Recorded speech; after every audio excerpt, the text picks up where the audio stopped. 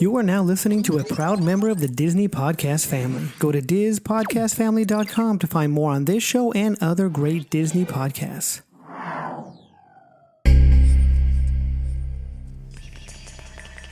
All personnel, clear the launch platform. All personnel, clear launch platform.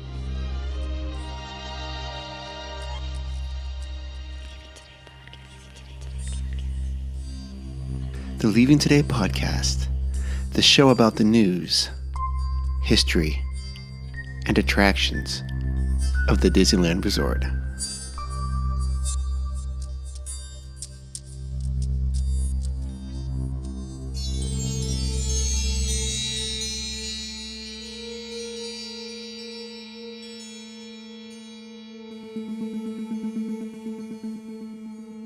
Well, come on, Wendy. Let's go. But where are we going? To Neverland. Neverland.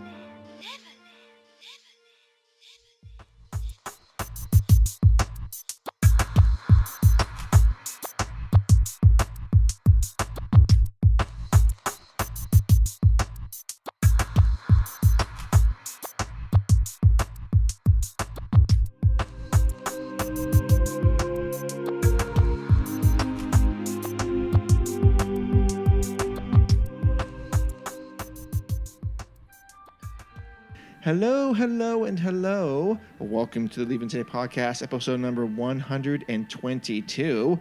If you can't believe it, I can hardly believe it. And I've been here for all 122 of them. My name is Mark, one of the co-hosts here. The only other co-host tonight is sitting to the right of me. It is the trail master puppet himself, Udi. Hello, Udi. Good evening. Good evening, fine sir. Kind sir. I almost said Neither. find. I missed that Neither word. of those. Neither. Okay. I resembled neither. Tonight it is just Udi and I. Jess is still on assignment, but she will be making a triumphant return next episode, I think. Mm-hmm. Well, I spoke to the managing editor of her. Yes. And he assured me that she would be back. Oh, okay. Next one. Oh. Well, because, I mean, the next one would be technically our year end.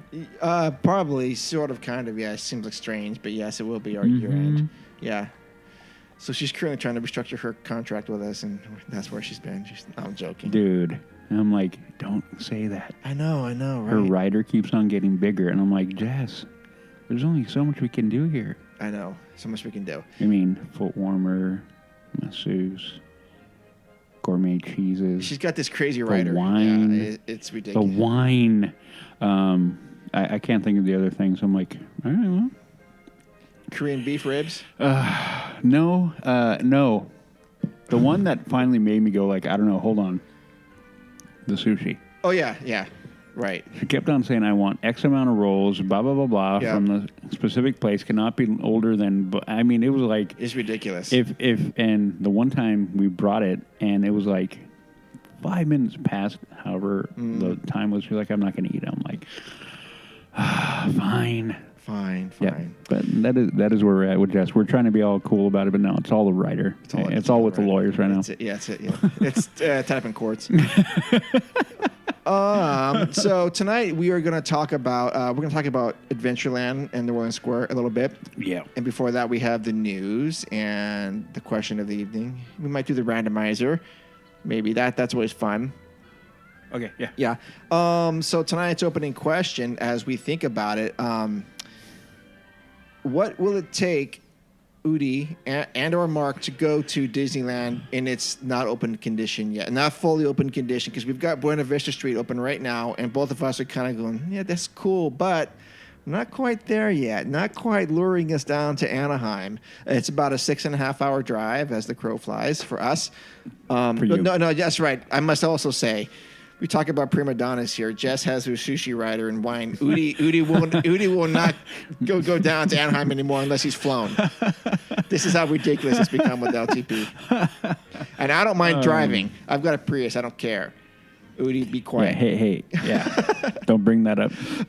You never bring up a Prius in a polite company. Okay, that's true. Okay, so Udi and I have, like I said, it's great that Buena Vista Street's open. Yep. But we're not lured down there yet. Not so quite. what is it going to take for us to go down there? While Udi contemplates that, if this is your first time listening, and we're getting some new listeners. Thank you so much for doing this, for joining us. I think you'll find the water to be warm. We are a very lighthearted Disneyland podcast. We do take things seriously, but we try to approach it in a very lighthearted way. We bicker, we argue, just like any healthy family does. At the end of the day, we resolve stuff. Yeah. Yep. If you would like tonight, because tonight's show is sponsored by you, listeners, the Patreon people.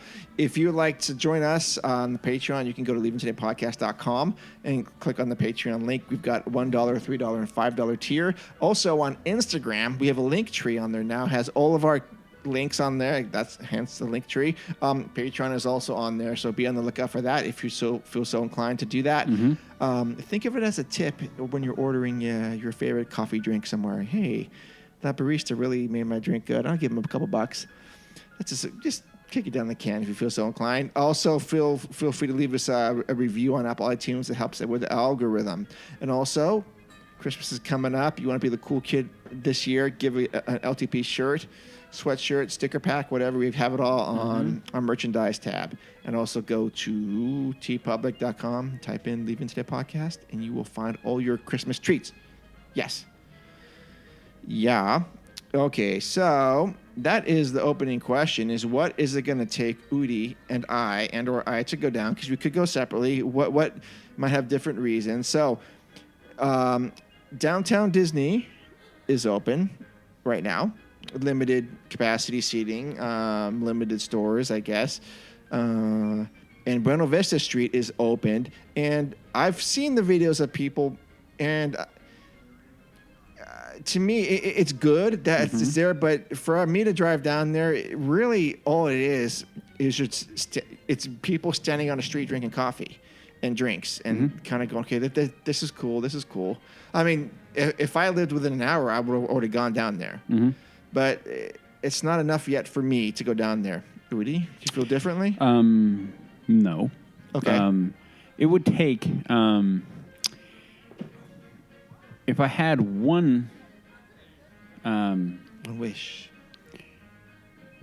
Right now, if I went down now in its current offering, it would take the right group of people to go. Okay. That could maybe get me to go right now. Do you want to reveal your Disneyland squad right now? No. Okay. I don't think so. Because I haven't figured it out yet. Yeah, I don't. How many are in your squad, by the way? How many are in my squad? And you listeners, you must understand. Disney has. I mean, because we're an LTP, Udi has a big squad that he can always choose from. He traveled. He's got an entourage. So I don't know who makes the cut these days. Right now, my squad would probably about anywhere from 3 to 4 people. Okay. But yeah, no. But outside of that, it would be them opening up Main Street. Okay. If I can make it through the gate and go down Main Street, I'd go. So they would keep Main Street pretty much like Buena Vista Street. So Yep. they have a couple restaurants. So Hold on, to where? To the castle or to the hub? I would go hub and then let the hub be open. Okay, so then let the hub be open to the castle where you can go and be at the foot of the castle. Okay. At the drawbridge and portcullis, the bridge and the portcullis. I think that would be pretty cool, and then kind of cut it off there where you can't go quite into Fantasyland, but then have that there because at least at that point you can go around and look down into Adventureland, look over into Frontierland, look into Fantasyland, look over to Tomorrowland. And I think that would make me kind of go like, Okay. Yeah. And that would still allow you to have dinner reservations at Carnation, Plaza Inn, and they don't take reservations at oh my gosh, so it's been so long, the Jolly Holiday Bakery. But I can see all the places would still be open for service. That would be fun. Okay. I am going to do that. That might be enough for me. that would be. It might be. Well, I know if There's a couple of things I would want, though. train. I would want them to say, okay, we are going to just have the train going. Right. Limited capacity. Every other car has occupants. Every other row has occupants. If that's whatever it is, you know, you wear your mask on the train or something. I don't know. But if they offered train rides around the park with no stops, we're not getting off, And of course, people might try to jump off, but I would hope they wouldn't. But No, I hope not. But I'm like, I had that mental picture in my head. I'm like, how are people gonna do that? I'm like, wait, no, there are people that may actually do that. Yeah, in grad night in the we do not encourage 60s, a kid trying to jump in between the people movers. Yeah, and PP had Dalton Price. He didn't make it out. He did not make it out of the park. No. Anyways, if they could somehow have scheduled, trips around the park, that might be enough for me to go down there. Well, I think that if we had the right crew, even without that, you would go. I might do that. Yeah. I think that'd be fine. Yep. Oh, and they're gonna open Trader Sam's up though. Yeah. Yeah. That would be great. That'd be great. I would love that. That would be like, and done. And done. Yeah, and done. Yep. Okay. So that's tonight's opening question. Good times, yeah. Okay. So with that, let's go to the news. You listen to me now. You are talking about things that you do not understand. All right, the news. Our crack reporters are out hard this week, digging up the latest news of Disneyland. Here we are in the end of the fourth quarter. Disney does. I think I mistakenly said the quarter's wrong last time because I think they're on a different track than most places, and they could be on first quarter already. I have no idea. Okay, to make a long story short, Disneyland is closed. So whenever you're listening to the show, Disneyland is still closed. Closed for 9 months already. Yeah. Yep. So this is the fall of 2020. So that's what's going on with the news. First news item is when will Disney bring entertainment back to life at Disney parks? When we heard that all cast members from the Festival of Lion King at Disney's Animal Kingdom to Monsters, Inc. Laugh Floor at Magic Kingdom were leaving Disney World, heartbreaking quickly sank in. And that's not even talking about the West Coast losses, such as Frozen live at the Hyperion Theater at Disney California Adventure, and also Mickey and the Magical Bat. Yep. So guests are not happy with this loss, and Disney Parks Chairman Josh D'Amaro has now left us with a glimmer of hope. The Orlando Sentinel quoted Josh from a 2020 IPA conference where he stated, "We have heard from many of our guests that they are looking forward to us bringing back some of the entertainment that we recently had to discontinue, and we plan to do that." So well, you have to. You have to do that. I think one of the many things that differentiate Disneyland and Disney parks in general would be that attention to having live entertainment. I mean, other amusement parks will do live entertainment, but when you look at how Disney has always handled that, and they can, and I think it is part of the legacy of that park and of the company would be to have that, and in a grand fashion, not side stage over here or whatever, or an occasional artist coming through, whatever it could be, or kind of a thrown together show. When you look at Disney and Disneyland as a whole, think about how many different live events are going on, live entertainment that are continuously going on in that park. A lot. It's a lot. A lot. Yeah. So the fact that they have that, and if they do eliminate that, would be another, how can I put it? It would be another knock on the park and drag it down to normalcy and take the sheen off of it to an extent. So, if they continue in their legacy, which I don't see why they wouldn't, outside of this COVID nightmare, then they have to bring it back. It is Disney, in my mind, even though I don't hardly ever go to any of them. No. Not my cup of tea, but I also understand what it is. It does play an important role. Oh, yeah. I mean, lots of people love the parades and the live music, the live musical shows. And I don't have a problem with that at all. I mean, Oh, no. you're even talking about Phantasmic stuff, too. Oh, yeah. And that's great. I mean, great show. Yeah. I watched it, and I got forced to sit down and watch it. Oh, would you be forced to watch it now? I don't know if forced would be the right word. I think it would take a little bit of an arm twist, but like, hey, we're all going to do it. I'm like, okay, fine. Yeah, I think it's great. I think Phantasmic's great. It's, yeah. I wonder, though, have you been in Galaxy's Edge when that Phantasmic's been going on? I wonder how much, if you can hear it. No. Okay. I have not. Well, you know what? I will tell you.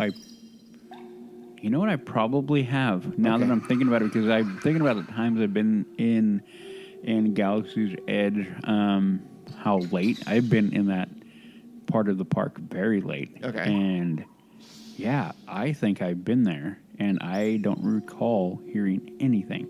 But I could be wrong. My memory, I wasn't thinking about it. Right. So I wasn't looking for it. Right.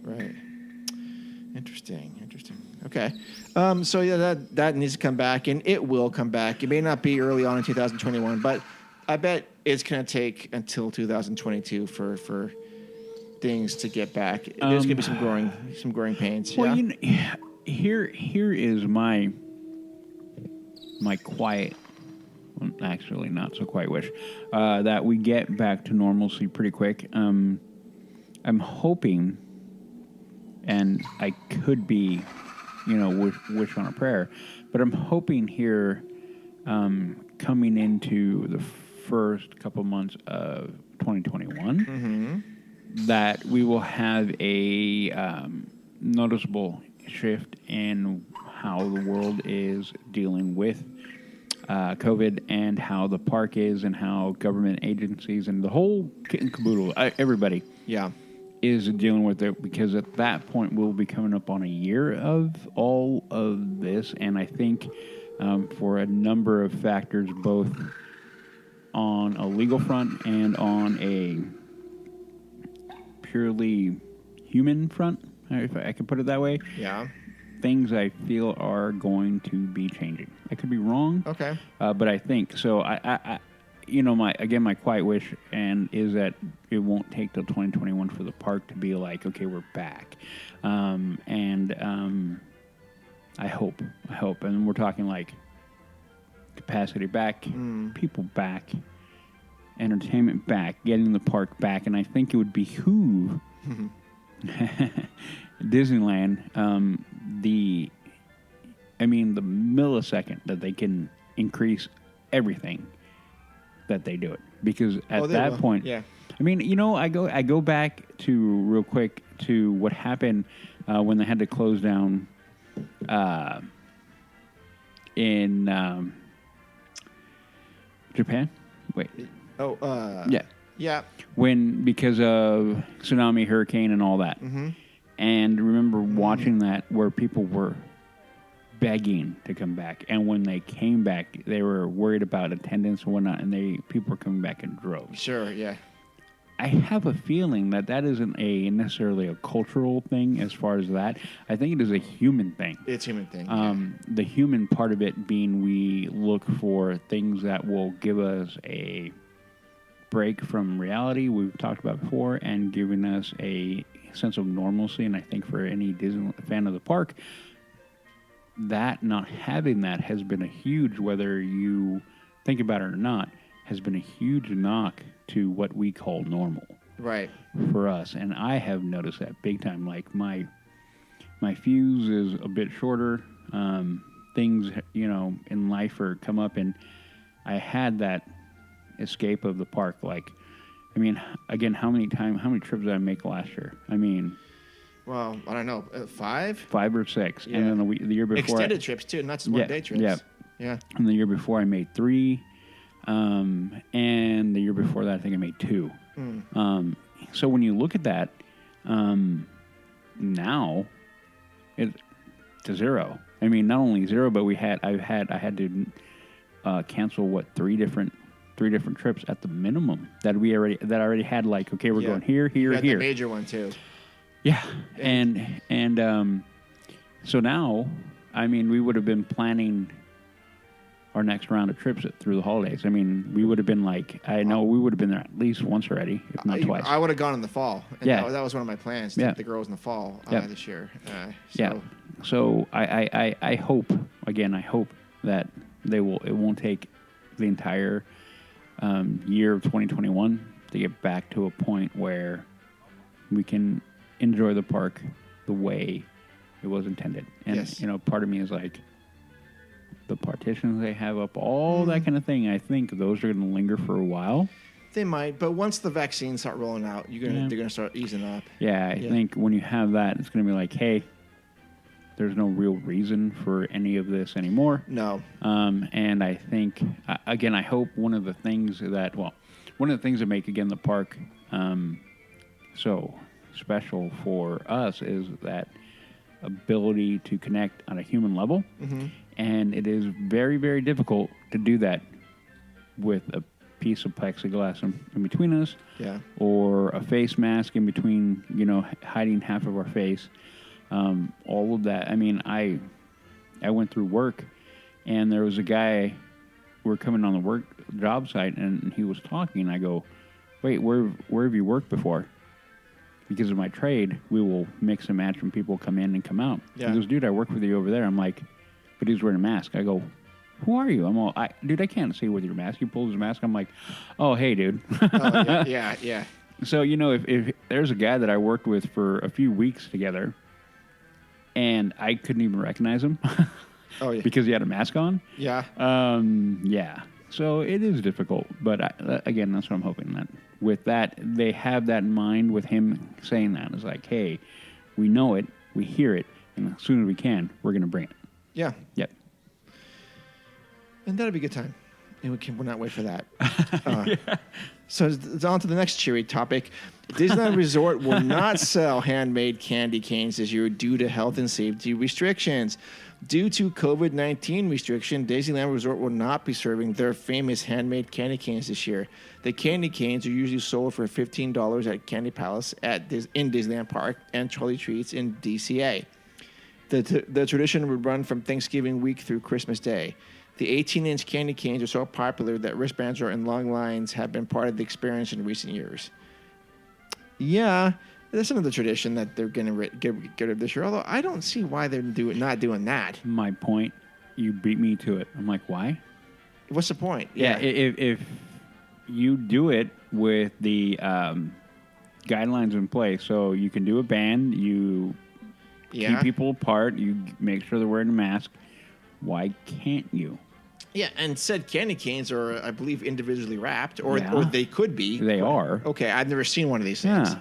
I wouldn't, but I mean... And they could, even if they aren't, but I'm pretty sure they are. Yeah. I'm trying to, because I've only seen it one time in person, and I think they are. Anyway, Okay. but even if they aren't, they can be. Absolutely can be, yeah. And they're warm, so, and they're not, their standard food preparation is going to negate any chance of spread there automatically. Yeah. So I'm kind of like, why wouldn't they? But why wouldn't they? Yeah. Whatever. But okay. I mean, what are you going to do?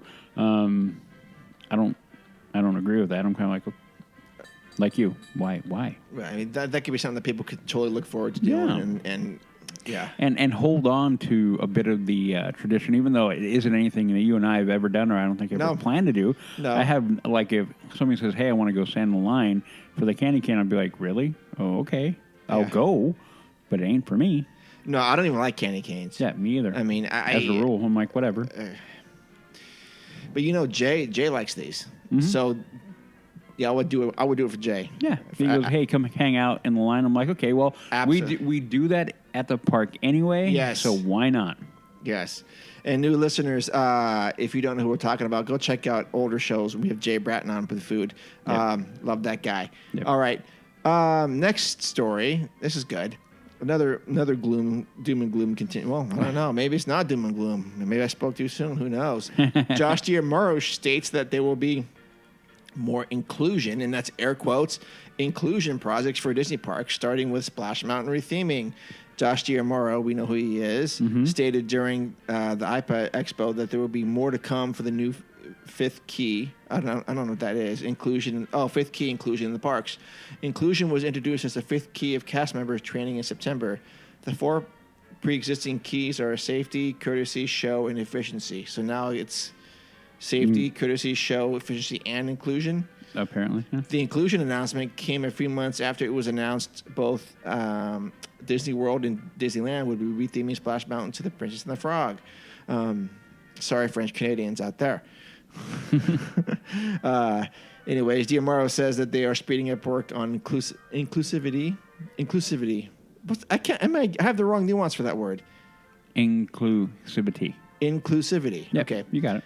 Projects such as this one. This represents transformative cultural change, Diamaro said, in regards to upcoming changes and projects. Udi, I'm sure you're delighted. Well, again, everything, if they're gonna do it, make it.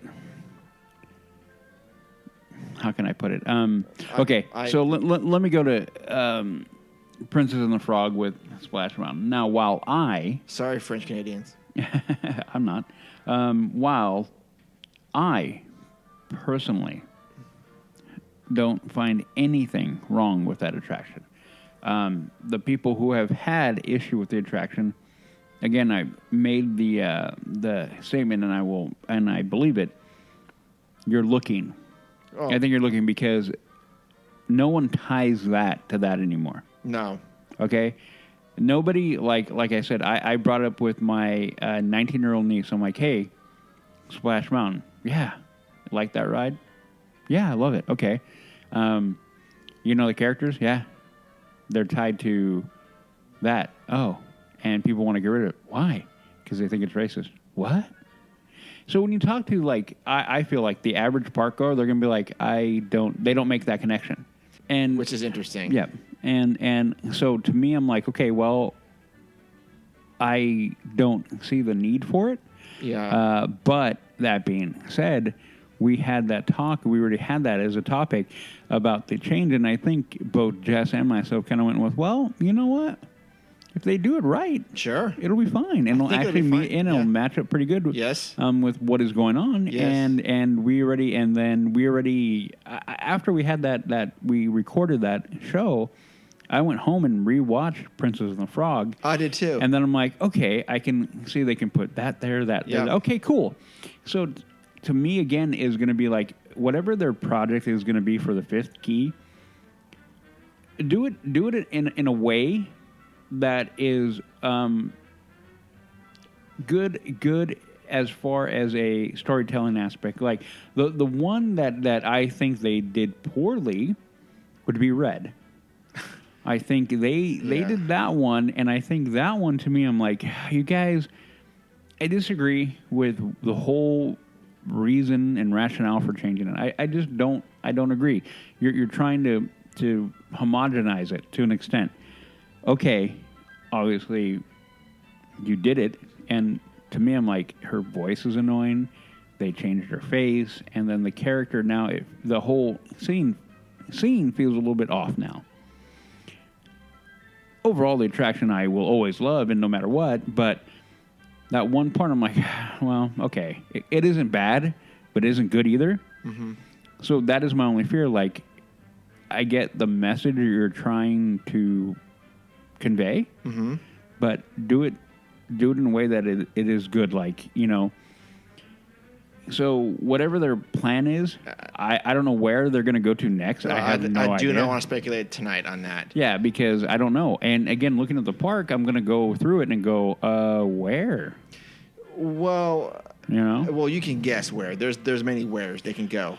But The only place I can see is Frontierland, and I hope. Jungle Cruise. Well, You know these are coming up. I don't want to speculate as to what's going on. But my take is very close to yours. But if you want to improve or enhance an attraction because a new technology comes out that might make this more appealing to people, that might push the story further, go for it. But if you're just doing it to be more inclusive, I think that's kind of It's a weak argument to me. I agree. I agree. It's I mean, and I would say this if I'm sitting around, Imagineering, brainstorming, blue sky session, going, we're doing this. Does it make the story better? Is there some new technology out there that's going to make the attraction more enjoyable for people? If not, what are we doing? Well, again, you're right. I think the improvement of the story is the key aspect for it. Yeah. If you're doing it to appease a person who's annoyed by it, Right. then I think you're coming at it from a wrong angle. And I really, really would hope that isn't the approach that they're taking. Okay, we're going to do it. And it doesn't sound like it, but you have that moment of like hesitation, like, okay, Imagineering and all of them have always, in my opinion, done a very good job at whatever they do. That is what they do. Yeah. Again, my only thing is, I think the retheme of Splash Mountain is probably going to go off pretty well. And it's going to look great. And you know what? Now that I'm looking at, even though again I didn't agree with it, I don't think it's necessary. They're going to do it. I know it's going to be great, and it's actually going to get me back on that attraction that I hardly ever go on. True. So again, looking at but there are things like Jungle Cruise or maybe It's a small world. All these kind of things. I'm like, Walt Disney's Enchanted Tiki Room. Yeah, all those kind of things. I'm like, okay, inclusive doesn't mean... I get worried because some people, when they say inclusive, I feel like they mean homogenizing everything and blending everything into one blob. And I'm like, then we lose our individualism. So, when you look at Enchanted, Walt Disney Enchanted Tiki Room is perfect. Some people may find offense when you have the German accent or the Mexican or the Spanish accent. You have these different accents coming through, and they go, "Oh, look at they're being blah blah." And I'm like, but no, they're the individual, and they speak that way. Coming from a family where my parents both have an accent, and all my aunts have an accent. My uncle, my grandparents had an accent. They all have an accent, and I never once went and if anybody was talking to accent, go, "Oh, you're being offensive to me," or "I'm not being inclusive." I'm like, what are you talking about? It's how they talk. Yeah.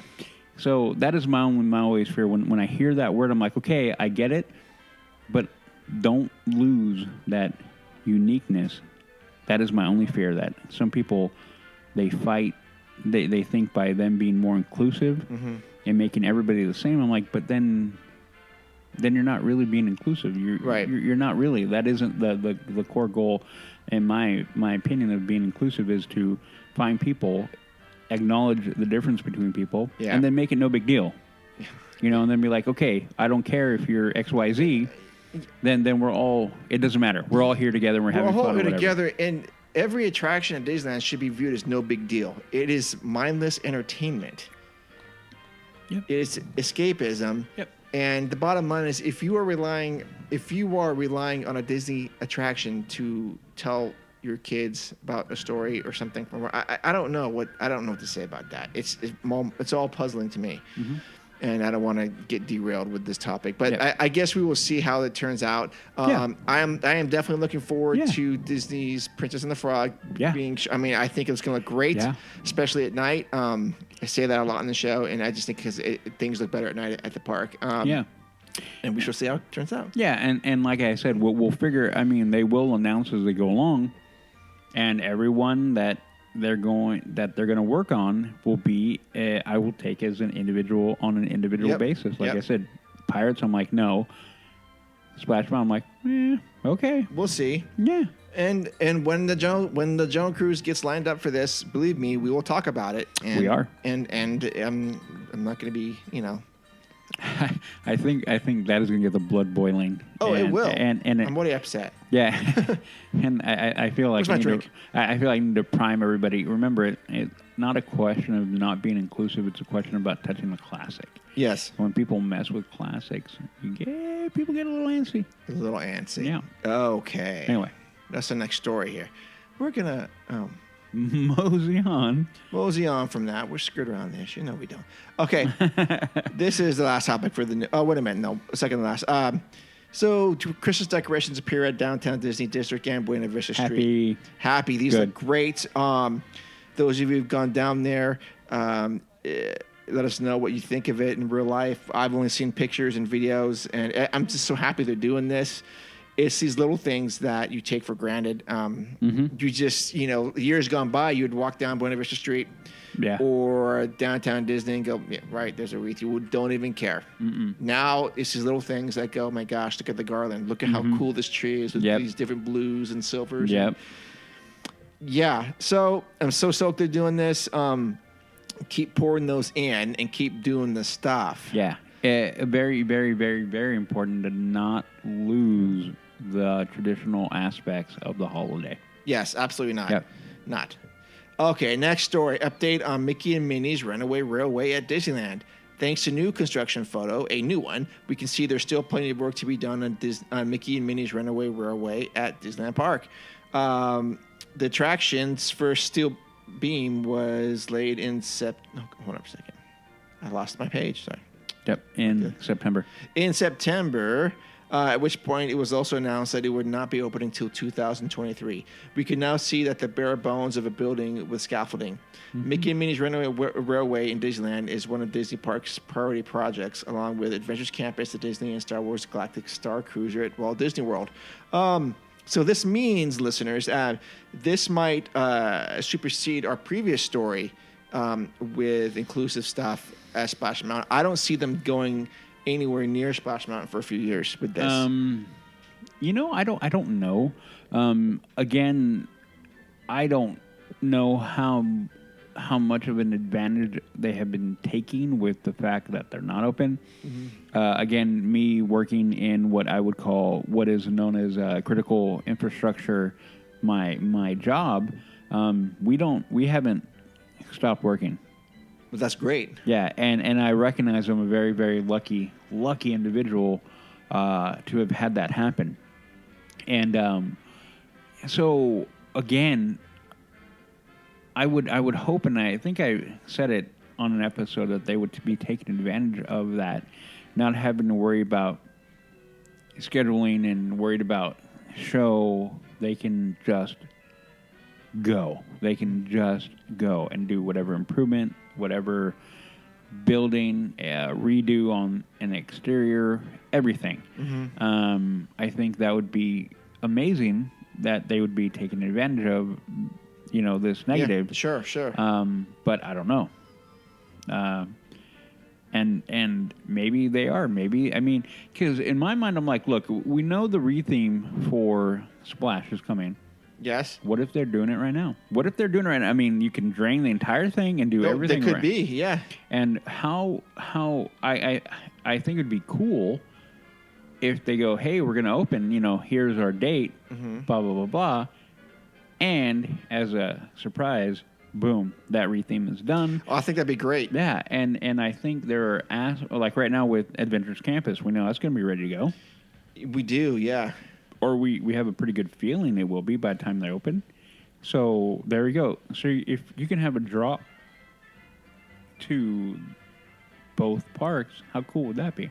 Oh, yeah. Like, I would be happy. I'd be like, okay, I already know that I want to go, but if you add that extra cherry, like we retheme that attraction, like Splash, and now, it could be dead of winter and be like, well, I guess I'm going to be needing to get warm clothes when I'm done. Yes, absolutely. Yeah. But I would make that like, okay, I'm going to go do that. I'd go do it. Yeah. For sure. Yeah. But anyway, so this is Mickey and Minnie's Runaway. See, I cannot say it so fast. Mickey and Minnie's Runaway Railway. Again, this will draw me over to Toontown, of course, and Udi as well. No. Yes, it will. I think this is going to be great. A great dark ride. Actually, one for the kids, I'm assuming.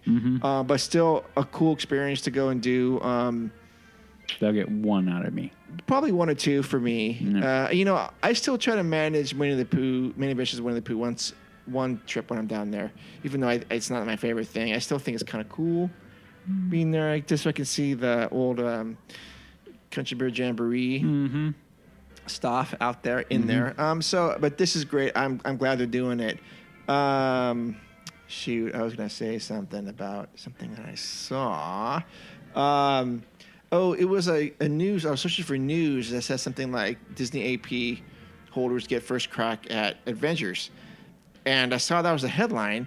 And I go, wait a minute, are we gonna get like a preview? And I clicked on the link, and it was Disney AP holders get first crack at Disney at Adventures Campus merchandise. I'm like, you gotta be kidding me, right? So we get the first shot of spending money. That's wonderful. Thank you for that. I thought they were going to say we get a special preview of Adventures Campus, and I was like, okay, that would be awesome to go. I would go down next week. I'd go down tonight and go check that out. Ooh, yeah. You would too. I would, because that's our next and our final story of the night. First look at ride vehicle for Spider-Man Web Slingers attraction at Disney California Adventure and Walt Disney Studio Paris. We saw this last year. Right? So I guess it's confirmed. Well, we had that kind of that schematic for it. Yeah. And the picture I'm looking at here is more of a concept art. Yep. You did they have those spider bots. You can buy those now. I saw. Yeah. So you would want a spider bot maybe. I'm not a big Spider-Man guy. Okay. That would be my I like the character a lot. That would be my brother, though. Oh, okay. My brother's a big Spider-Man guy. Okay. Well, maybe he would buy one when he goes. He may. During an open house at Web, the aspiring inventors are excited to invite you for a test drive of their latest invention, the Web Slinger vehicle, which allows you to sling webs just like Spider-Man.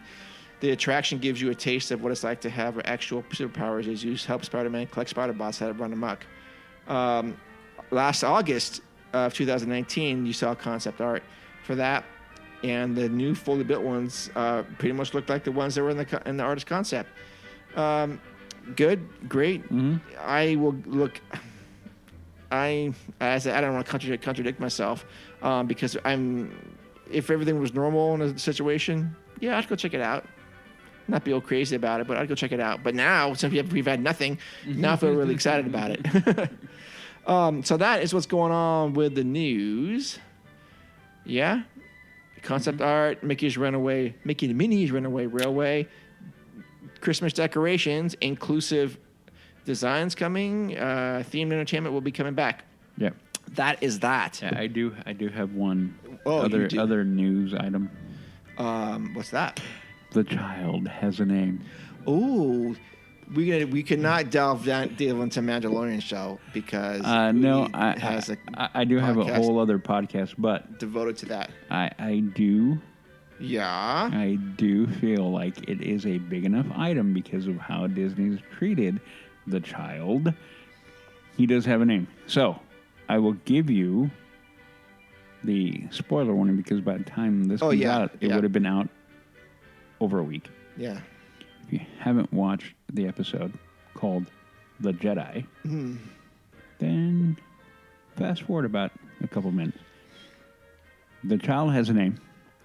About 13 minutes into it. Yeah, roughly. And I'm very happy. I'm glad that he has a name. I'm glad that the name is what it is.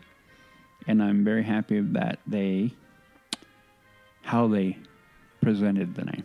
All of it was great. Okay, so spoiler warning right now. 5, 4, 3. Okay, you've been warned. Yeah. You don't know. The child's name is Grogu. Grogu. I like it. I think it's great. I think it fits in very well with everything that's going on. So if you like it or don't, let us know somewhere in here. I think it'd be fun. Yeah.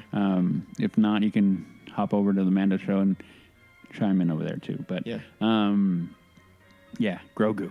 Grogu. I want a shirt that says Grogu. It says like I am Grogu. Yeah, I think it'd be cool. But anyway, so yeah, I mean, that was very cool, and I'm very happy, and I can't wait to see where we go. But anyway. Yeah, I can't wait. I mean, I think that was a big enough news thing. Oh, that's massive news. Everything the Mandalorian is massive. No, yeah. I just wish that they would incorporate Black Spire Outpost somewhere. No? Doesn't the timeline fit? Yeah. They may. Yeah, I mean, the park's been empty for 8 months. They could have filmed something in there. Yeah, I know, right? By now. They could have stopped in for like a Ronto wrap or something and then left. You know, the thing is, when you watch the program, they don't need to go to the park to film anything. Oh, I know that. I know that. They can put in the volume. Yeah. But anyway, I don't know. Who knows? We may get it. I would not be surprised at all if they went, hey, we got Black Spire over here, and they're like, oh, here we go. But anyway, yeah. Yes. So like I said, Grogu, awesome. Yep. Yeah. All right. So that's gonna end the news for tonight. But you know what we're gonna do? We're gonna do the randomizer just because we're crazy like that.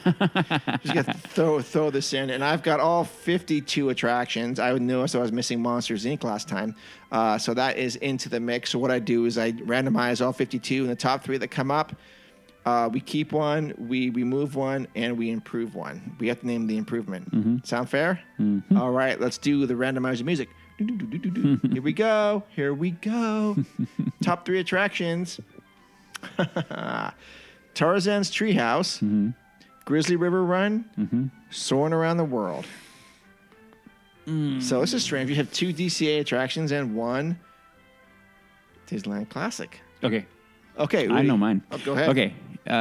Grizzly River Run. Yeah. Leave it alone. Leave it alone. Okay. Soaring Over the World. I've made this comment before. Yeah. The improvement they can have would be varying between California and the world. Okay. That way, when you go in, you don't know if it's going to be soaring over California or soaring over the world. I think it would be fun. It would add a thing of like, ooh, what are we going to get? What are we going to get? Or what if they have 2 theaters running 2 separate shows? No. Okay.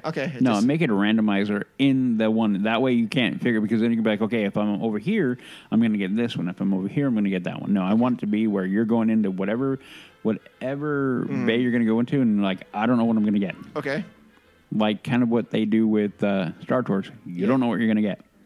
Yes. That would be more fun to me. Okay. If they did that, that is definitely an improvement, because overall, the ride, the attraction itself is pretty damn good. Oh, yeah.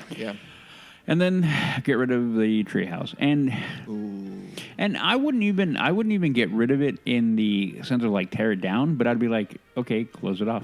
Leave it up there. Because again, that thing looks great at night. Yep. Oh my gosh, how many times have you just walked through there underneath it at night trying to get to point A and B, and that thing's just full on lit up? There's jungle music and you're, like I said, they could make it where you don't go up anymore. Okay, I'd be like, oh, bummer, and then move on. Yeah. But yeah, Shoot, that is how I would do it. There's only a 25-minute wait for Indy and a 5-minute wait for Jungle Cruise. What do you do? Go to Jungle Cruise. A 25-minute wait for Indy or a 5-minute? Ooh. That's tough, right? No, I would go to Indy because... Because if you get off Indy, now you have a chance of losing that 5-minute wait for Jungle Cruise. It's tough, huh? Indy. And only because Indy has a more of a record of it being a long standby. True. Okay. Jungle Cruise, I think the longest standby I've ever been in is 30. Have you gone upstairs? Yeah. Yeah, I hate that. Well, actually, good and bad. I love seeing that view of Adventureland. Oh, yeah. But I hate the switchbacks. I'm like, God, we're never going to end. But you get a really cool view of stuff. Oh, yeah, you do. Yeah. When you're up on that second level, Yep. I love the view from Heck up there. yeah. Yeah. That's where they should have a dinner package up there. I would pay for that. That would be very cool. Ooh, yeah. Very, very cool. So we see, listeners, we get off topic here. we dismissed the park. So Udi wants to keep Grizzly River Run. He wants to improve Soaring Over the World, or Around the World, and get rid of Tarzan's Treehouse. Not remove it, but close it down. Okay. I will second that for Tarzan's Treehouse. I will remove it, but not physically, because I think it's part of the heritage there. And because I just think it looks great at night, but you don't need to run around in there. And you can't run around there at night anyway, don't they? I think they close it off at dusk or Yeah, something. Yeah. I would keep Soaring Around the World as it is. You're out of your mind. Because I think it's a pretty cool experience. Yeah. And I'm not talking about, oh, well, I want to change it because they want to enhance the digital stuff. They'll do that anyways. Yeah. You just keep that there. It's a great experience. And I would improve the Grizzly River Run. How? And I'm going to borrow a page from Sam Carter on this. And you need to immediately, Disney, incorporate those darned country bears into Grizzly River Run. Have them in the cave. Have them causing mischief on the side. Have them fake plunge, splashing water on you, pushing the lever down, all that kind of stuff. And just incorporate those characters back into the Grizzly River Run, or back into the Disney parks. Because you see them walking around, people don't know who they are. They should know who those guys are, and they need to be on Grizzly River Run. They are at home there. I mean, they're flipping bears, and they love that stuff. That's what I think. Bring those guys back in there. That would be pretty good. Yeah. Okay. I love this little randomizer. It's so fun for me to do this. Gosh, if we did one more, we're not going to do it. But here's what the next 3 would have been. Oh, we can't even do it. Cannot do it. Okay. What? Top 3 are Peter's Pan Flight, Monsters Inc., Big Thunder Ranch. Ooh. Okay, we're not going to go there. No, we cannot go there. Okay, we won't go Okay. So let's go over to our feature presentation. And now for our feature presentation. All right, listeners, feature presentation. We're going to talk a little bit about Adventureland and possibly New Orleans Square, give a brief history of what it was and what it's come through now, a little retrospective. Yeah? Mm-hmm. Okay, so Adventureland, we'll start with that because that actually is one of the real lands that was used as the prospectus to get Disneyland funded and bought. But back then, it was known not as Adventureland, but it was going to be called True Life Adventureland. So the True Life was going to be there. Interesting name, right? Mm-hmm. I'm going to read of what Disney has Walt Disney described it in the prospectus. At the entrance to True Life Adventureland would be a beautiful botanical garden of tropical flora and fauna. The main attraction would be the explorer's boat with a native guide for a cruise down the River of Romance. Along the banks are birds and animals living in their natural habitat, alligators lurking along banks, and otters and turtles playing in the water about you. That's interesting. Mm-hmm. That's very, it's brief, but it's also very interesting. That's how Walt Disney envisioned it. Of course, things change. Always change. So going on opening day here, Adventureland was every film set in an exotic foreign locale with decidedly foreign indigenous people. It was dedicated to adventure, romance, and mystery. Main Street USA set the baseline, and every other land was meant to provide a contrast. Adventureland's jungles were about as far removed from Midwestern America as one could get. Right up to the last moment, the area had been called True Life Adventureland and would bring to life Walt's nature films. Adventureland was the smallest land with a total of 3.9 acres and only 1 acre of public space. Once you crossed the bridge from Main Street, the formal gardens gave way to an untamed jungle. There was not much there when the park opened, just a few shops with souvenirs, some fast food, and the Jungle Cruise. The Jungle Cruise was the signature attraction in Adventureland. In fact, it was the only attraction in Adventureland. Mm-hmm. Early on, it was known as the Tropical Rivers of the World or Jungle Rivers of the World. Harper Goff, the principal designer of the attraction, had traveled to real jungles and found them uneventful and boring. Goff was a big fan of John Huston's film African Queen with Humphrey Bogart and Katharine Hepburn. Another influence was the 1955 Disney film The African Lion. Goff suggested to Walt that they design a Hollywood jungle where exotic inhabitants would appear and perform on cue for each boatload of guests. Creating a convincing jungle out of an orange grove and doing it virtually overnight was a special challenge for Evans. That's Bill Evans, Gardner, and Harper Goff. The objective was to make it appear as it was always that way, that nature had run amok. Instead, they were dealing with the reality of time and budgets. Walt became very frustrated when all he could use along the banks were buckets of little saplings. However, it would not take very long for Evans to bloom heaven's work to bloom and become the wild environment Walt wanted. So, interesting enough, fortunately, construction of the Los Angeles area freeway system was at full throttle during the same time. As the construction crews carved out the 200-foot right-of-way through residential neighborhoods, hundreds of mature street trees would become available. Evans had his crew monitor the progress and tag trees that were in the way. Disneyland paid $25 for each tree so that the contractors would not take them to the dump or damage them. Then Evans' crew would swoop in, put in 6-foot by 6-foot box around the roots, pack up the 5 to 10-ton trees, and move them to Anaheim. The Santa Monica, Pomona, and Santa Ana freeways all yielded trees for Disneyland. So it's those kind of stories that are pretty funny. So again, this is Adventureland. It was one of the original lands for the prospectus that they used to get Disneyland funded. And it's been there since 1955.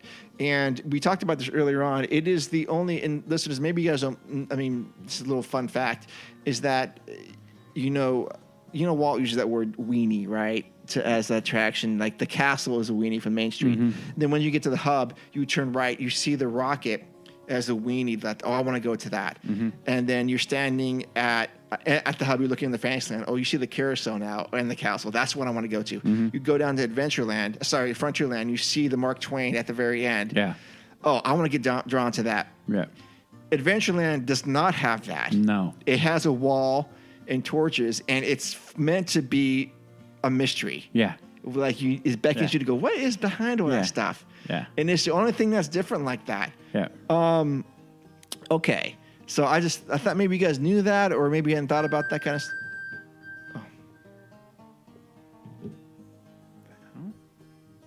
That's Hooty's bat phone.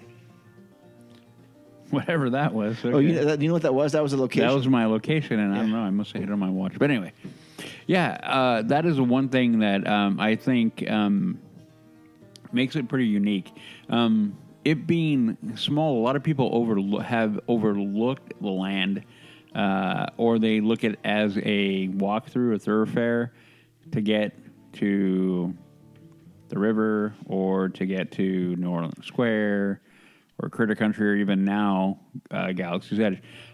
But that land, to me, has always been kind of special. And the main reason would be exactly kind of what you just described.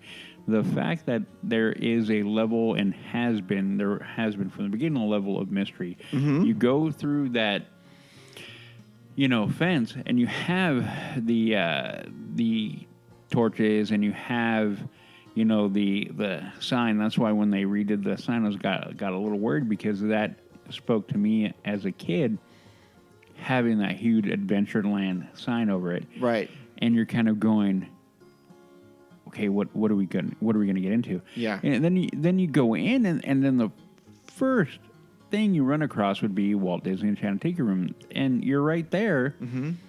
And again, remember growing up and it being one of my mom's favorite attractions. We always went, and even sitting in the old kind of area, waiting for you to go in. They had the little gods, and they would talk, and they would have a little thing even before you went in, and it was always this kind of mystery. Mm-hmm. And then when you go into, then you would finally go into the Enchanted Tiki Room, and you see that big centerpiece, and you're kind of like looking at what is going on, and you're kind of looking around. You can see the totems, and you're kind of like, okay. Then you have guys, and again, you don't quite know what you're going to get into until it begins. No. And then once it begins, and the lights and the whole thing, and I remember one of the coolest effects I thought was the rain. Yes. Is it raining? I remember thinking as a kid, it's raining outside, not recognizing the gag. And even to this day when we go, the gag hits, and I love it every time. I'm like, oh my God, I know it's not raining. But man, you have that whole, and then the whole build-up, and you have everything is adventure. And you come out, and, you have nothing but that kind of jungle vibe. Right. Yeah. and then growing up for the majority of it, well, you had the Jungle Cruise, and the Jungle Cruise has always and will always be one of my favorite attractions, again, because of the sense of mystery and adventure that you're going into. And yeah, it's been altered a bit. The dialogue or the script has definitely been changed. I remember, when they did the so bad thing of actually shooting at the hippo. Yeah. But now the way they've done it, it has lived true to form.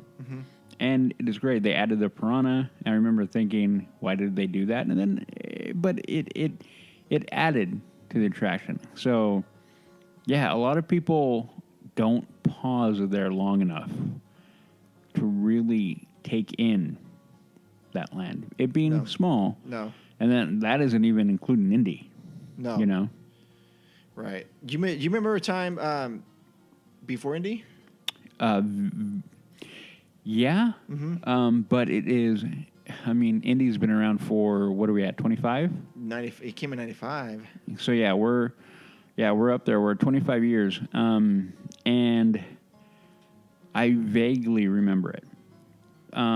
Because now Indy has become such an integral part of the land and how I approach my day in the park. Yeah. It definitely does. Yeah, and so it is hard for me to remember a time where it hasn't been there. Right. Oh yeah. But yeah, I do remember it not being there. And again, I think that was one of the reasons why a lot of people kind of went through. You have Chanatiki Room, you had the Treehouse, which was at that time the Swiss Family Robinson Treehouse, wasn't it not? Or it was. Yeah. And then you had the Jungle Cruise, and there you go. But now, and then it led into Pirates, and that whole area. God, I remember when it wasn't that bridge going over, that walkway going over it. You think about how different that transition from Adventureland into New Orleans Square is changed over the years. Right. Yeah. Somewhere I'll dig up a picture. I'll post it on Instagram again. I have a picture of the Jungle Cruise boats in the rivers of America. Yep. Because that waterway was connected. And actually, it still is connected. You just can't see it. But it used to be blatantly walking over that bridge. It used to. Here are some former attractions and entertainment that was in Adventureland. Magnolia Park was there from 1955 to 1962. If you guys don't know what that is, it was actually right where it's in between the French Market and Haunted Mansion is now. There's that fountain is there. There used to be a gazebo right in that area there. Guys, remember, there was no Haunted Mansion back then. It was just an open area with trees and like a grandstand and a fountain. I don't know if there was a fountain, but it was a shady area, Magnolia Park. And then, as Udi mentioned, the Swiss Family Treehouse was there from 1962 to 1999. I'm reading this. I don't know these dates. The Big Games Safari Shooting Gallery was 1962 to 1982. I have no recollection of that whatsoever. That was in between Bengal and the shop. Okay, I don't remember seeing this at all ever. Barely remember that, and I remember it being in that area. Yeah, right in between. I'm almost positive that's where it was. Okay, I'm sure you're right. We can look at a map at that. Yep. Aladdin's Oasis Dinner Show ran from 1993 to 1997, and then Aladdin's Oasis from 1993 to 2008. So those are the attractions in entertainment. I'm reading this online, and I got to tell you something. Where is at the Tahitian Terrace? The Tahitian Terrace used. Oh yeah, that's read it. 1962 to 1993. Was right where Tropical Hideaway is now. Yeah, we'll get to that in a second. Indie fruit cart.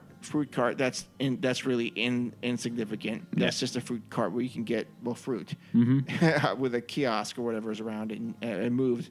Sunkissed, I presume, was where Rango Barbecue was. That was from 62 to 92.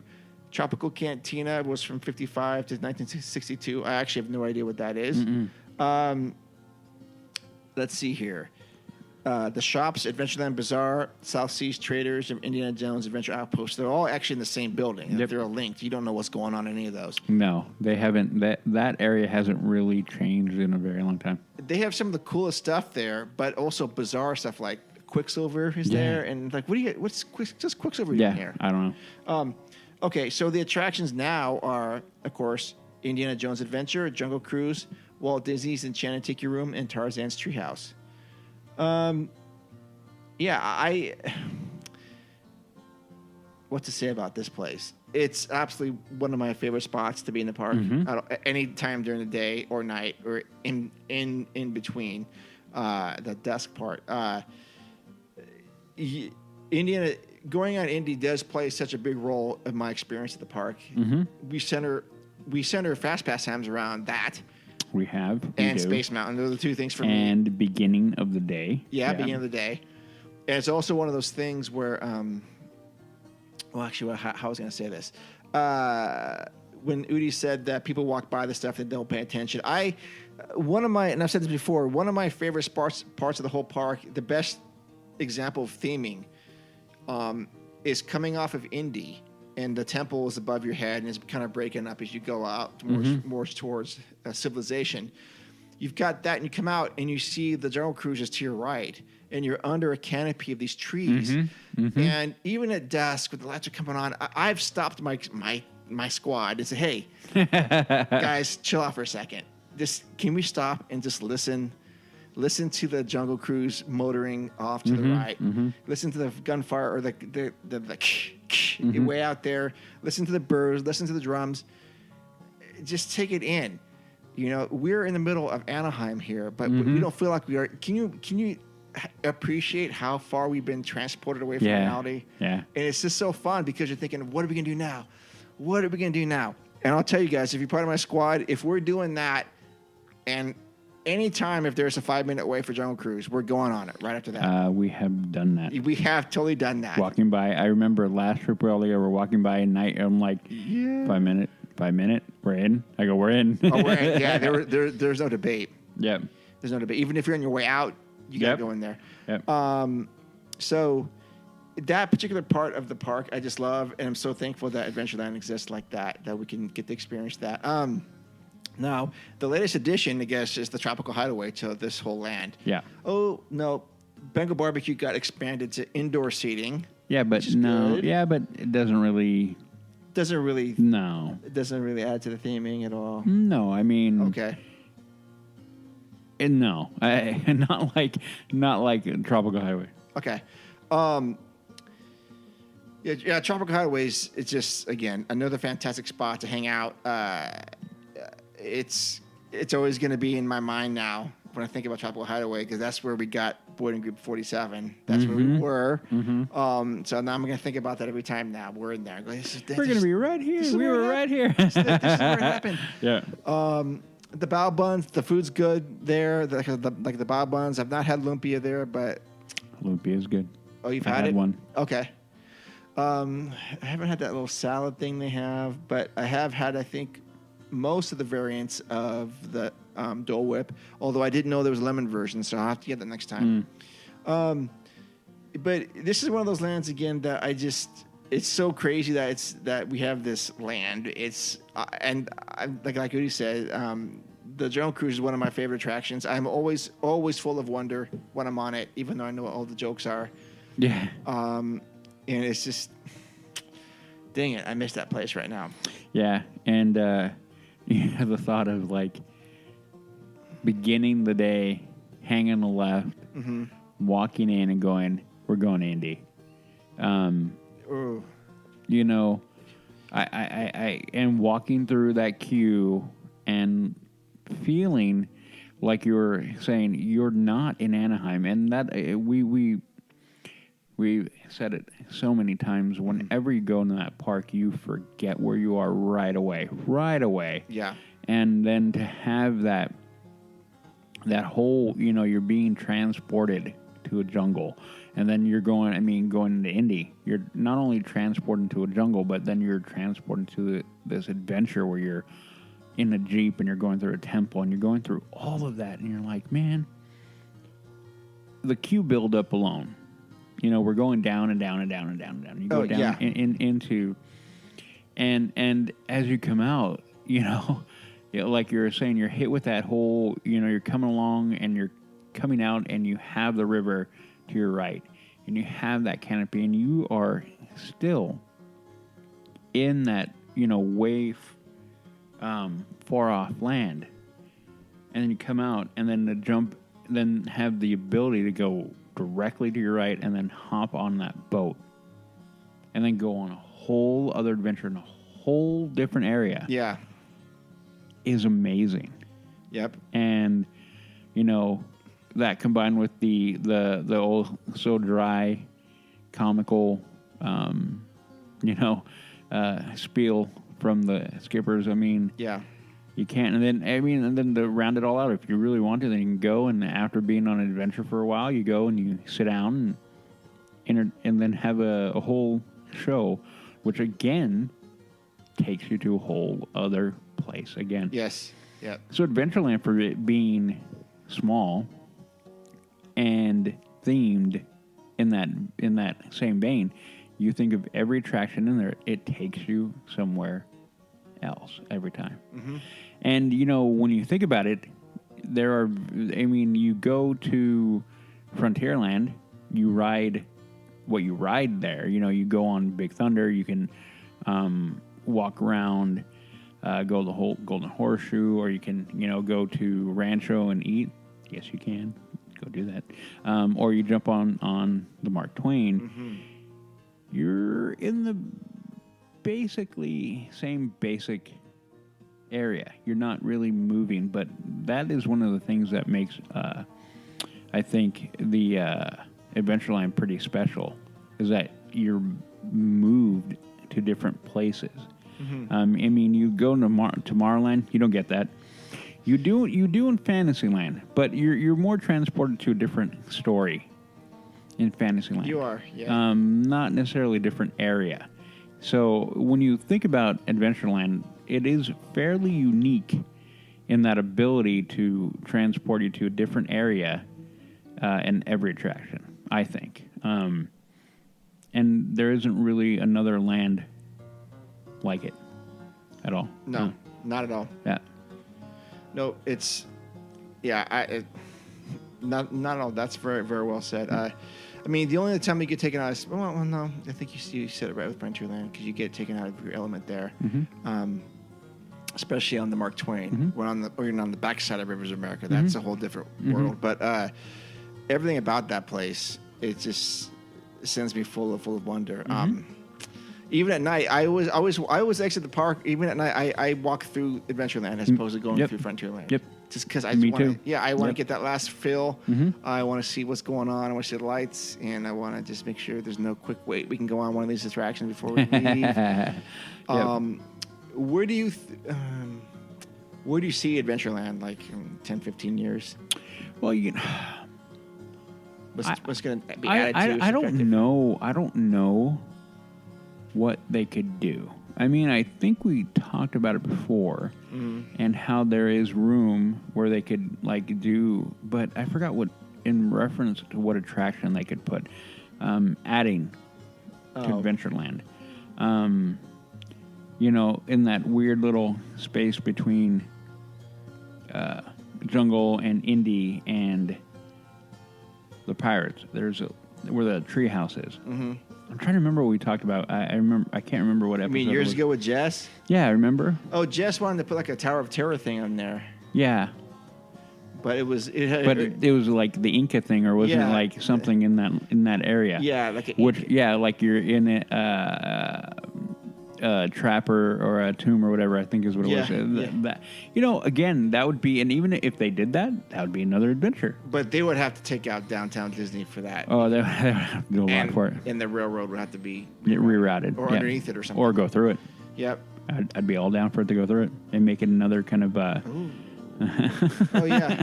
Yeah. I mean, overall, the only thing that they could do would be, I think, get Indy back to its glory. It hasn't been there for a while now. They've done a lot to kind of pare Indy down. Before we would literally go on 3 tracks when we came.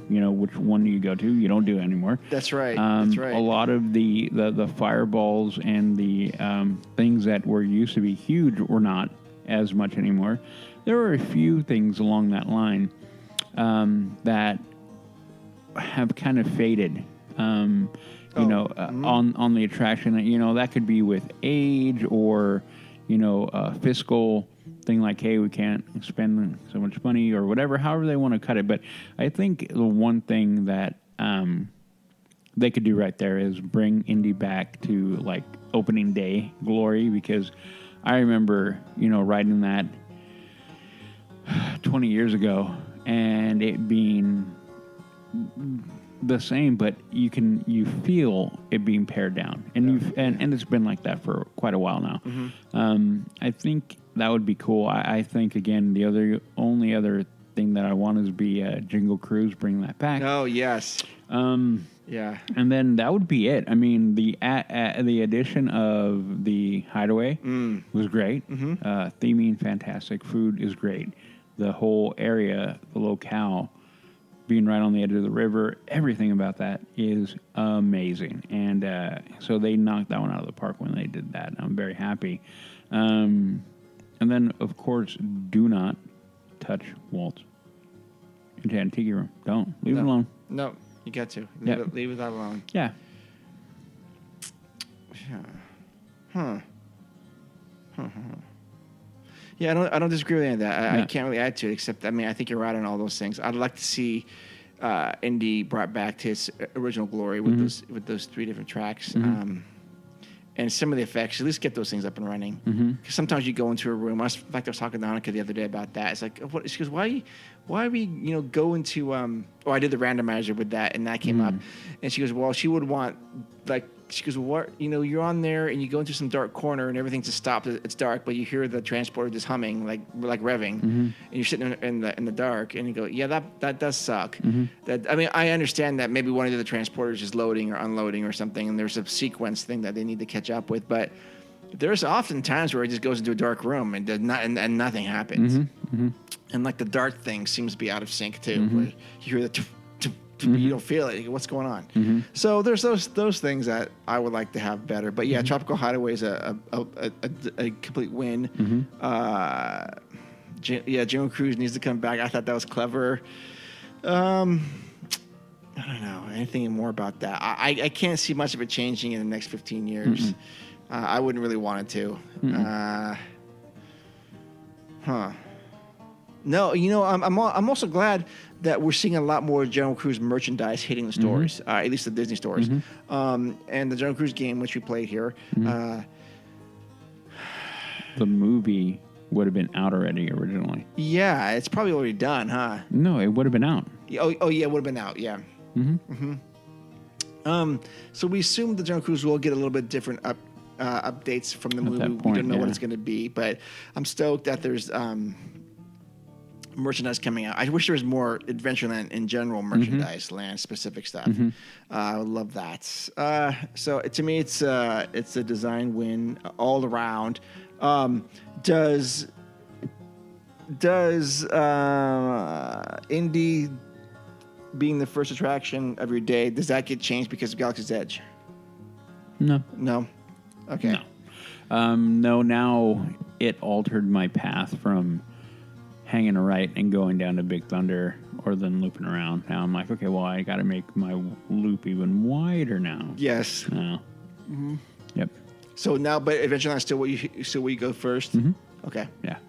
That I really, really, really don't ever anticipate that changing. And maybe in a decade, with what they may or may not do with Tomorrowland, if that is done correctly, then that could draw me away. But now Adventureland for me is the way to begin. Yeah. because of everything. I mean, the day you're starting off the day of adventure anyway. You know, Yeah, you really for sure, are. for sure. And why wouldn't you begin in Adventureland on your day Absolutely. of adventure? Yeah. Well, some people start off in Tomorrowland and make a clock out of it. Yeah, Or and reverse clock. Right? yeah, but no. No, they go to the right and they go around. Yeah. That's not me. Counterclock. No. We go to the left. Yeah. And we make and again, because when you go through that land and you go through that gate and you walk it and you ride everything and then you come out onto that river. You know, you have the river in front of you. You have the island. You have, the Columbia. You can have the Mark Twain, and then over on your left, you're gonna have the square, and then you have pirates right there, and you have, the mansion over in the corner, and then a whole road, and like what goes over there, and you go to your right, and you look, whoa, what goes over there? And you see a big mountain over there, and like you hear a train whistle, and you're like, okay, what's going on over there? Yeah, absolutely. Yeah. So when you come out of there, it beckons you and then you're kind of like you come to that fork in the road. You're like, man, I can go to a few different places. So, yeah, and even before Galaxy Edge, you had that back trail that you could walk, and you'd pop out right in Fantasyland. So again, that one little branch you could really decide where your next adventure was going to go. Absolutely. Yeah. Yep. So to me, definitely the way to begin every time. Okay. Yep. Yeah. All right, so that's going to take us over to New Orleans Square real quick. So this Disneyland was it was roughly 3-acre area. That was the first land to be added to Disneyland Park after it opened in 1955 at the cost of $18 million. It is exclusively ours. I'll just say that. Plans to include a New Orleans-themed area were made in the late 1950s as part of an expansion, and the area was even included on 1958 souvenir map. In 1961-1962, construction began on the land and the attractions.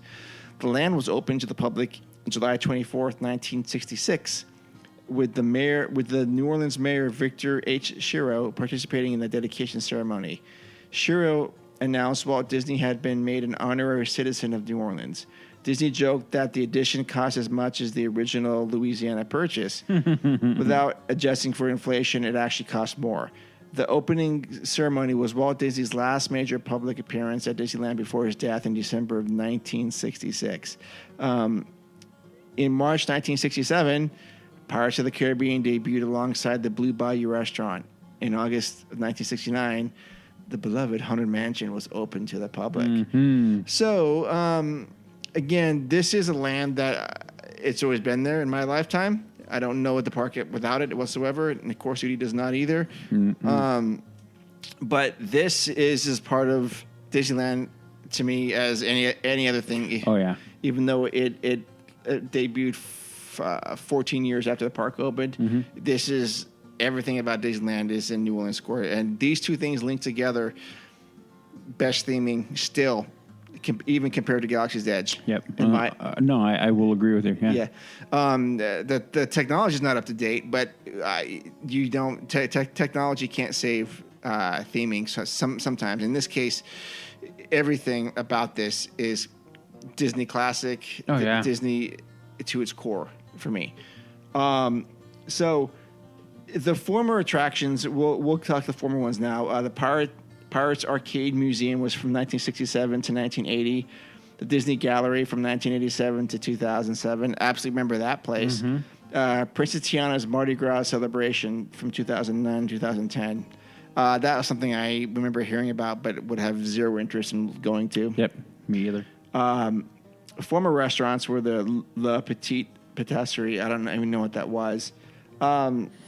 A lot of these shops, Cristal d'Orleans, Pieces of 8, Royal Street Sweets, Mile Antoinette's Parfumerie, Le Baton Rouge, Port Royal, and La Masquerade d'Orleans. Now, Pieces of 8 we always go to. We always put our hand in the barrel of the jewels. Yep. And it's also, I don't think I've ever bought anything there, but it's also linked to the Haunted Mansion shop or wherever that thing is. and I don't know what that is called. I don't. It's not Pieces of 8. I don't know which one that shop is called. So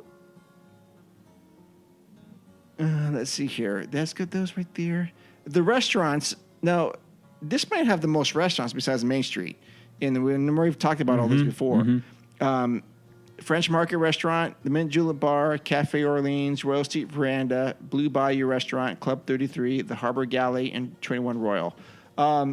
2 of those we're never going to get a chance. Maybe Club 33, I would imagine, would probably get a chance at some point. If we find the right people, we could maybe get in there. Would you do that? Yeah. Okay. I would too. Absolutely would do that. Harbor Galley, been to that. Blue Bayou, yes. Royal Street Veranda, yes. Cafe Orleans, I have not been to that place. Mint Julep Bar, yes. French Market Restaurant, yes. Okay, so we know the 2 most beloved attractions of Disneyland are in New Orleans Square. And, I mean, this is hands down. I don't care what your favorite attraction is at the park. If you were to, survey 20 people, 19 out of 20 would probably say one of these 2 are essential attractions for them. That is Pirates of the Caribbean and the Haunted Mansion. Of course, there's a railroad station there too. It is the Frontierland station. Yeah. In fact, it still says that. Even though it's not where you think it is. Actually, it's been there and in the same spot. It's always been. But remember, Frontierland used to have a lot more land. Yeah. So if you look at the station, it says New Orleans Square, Frontierland. And that is a really cool station. Maybe put that up on the survey. Which is the better station? I bet you know. Actually, Main Street will win that one easily. I agree. Until I shut down the polls and then put them back on, then all of a sudden New Orleans going to have 1,000 more votes. even though I only asked 25 people. Too soon? Okay. Too soon. Okay. Yeah, nothing. Yeah, we're gonna move on from that. Yeah, move on from that. Okay. Hey, don't. You must not ask why this happens. So this perfectly actually normal anomaly. You're Sure. Yeah. Remember this. This replaced the land called Holiday Land, which was the corporate picnic area with softball diamonds. And they could drink there, I believe, right? They could drink there. Yes, they could drink there. They had a tent. You could drink and get hammered and walk around and get hammered at Disneyland. Yeah. So that was gone. If you look at early pictures, aerial photos of the park, you're gonna laugh and go, "What in the world?" Oh yeah. And it's so strange. But yeah, this replaced that 1966. So. Udi, tell me about New Orleans Square from your perspective. Well, I think, again, you brought up the 2 attractions on there that by far are 2 of my favorite. So my perspective of New Orleans Square is very much a high essential area to go visit. Not a walkthrough, not a go around, not there's a bathroom back in this back corner kind of thing, which there is. And that is one of the best ones to ever go to because nobody ever makes it all the way back there. But that being said, the theming of that area is, like Mark said, the best. Mm-hmm. Hands down, no matter where you're going to walk, it rivals or it beats Main Street.